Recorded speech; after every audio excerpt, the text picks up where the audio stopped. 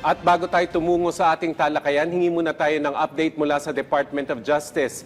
Yusek Marge, nagsanib puwersa ang DOJ at DSWD para sa mga batang biktima ng karahasan. So ano yung detalye nito?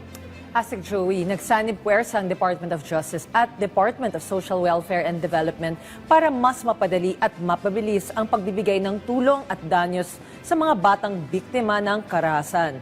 Sa ilalim ng nilagdaang Memorandum of Agreement, mas madali na ang proseso ng pagbibigay ng tulong pinansyal sa mga batang nasa pangangalaga ng DSWD, particular ang mga biktima ng online sexual abuse, human trafficking, panggagahasa, torture at iba pang marahas na krimen.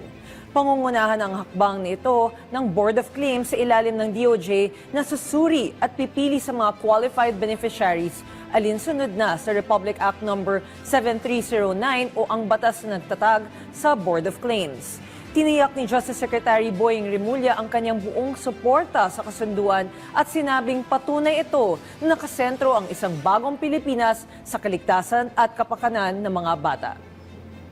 Mula sa mga bata naman, sa kapakanan ng mga bata, environmental protection naman. So ano naman itong detalye ng pakikipagtulungan ng DOJ sa DENR? Okay. Asik Joey, kapwa pinagtibay ng Department of Justice at Department of Environment and Natural Resources ang kanilang ugnayan para palakasin ang pag-usig sa mga kasong may kinalaman sa kalikasan.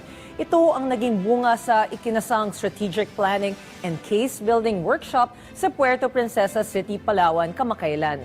Layon ng programang ito na mapabilis at mapadali ang pagsasampa ng kaso laban sa mga umaabuso sa inang kalikasan.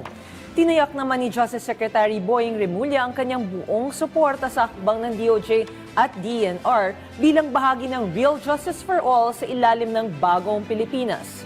Alinsunod rin ang proyektong ito sa DOJ Department Circular No. 20 na nagpapalawig sa tungkulin ng mga prosecutors para tiyaking matibay ang mga kasong isinampa sa korte. Yan, maraming salamat sa mga update mula sa Department of Justice, Yusek Marge. You're welcome, Asik Joey.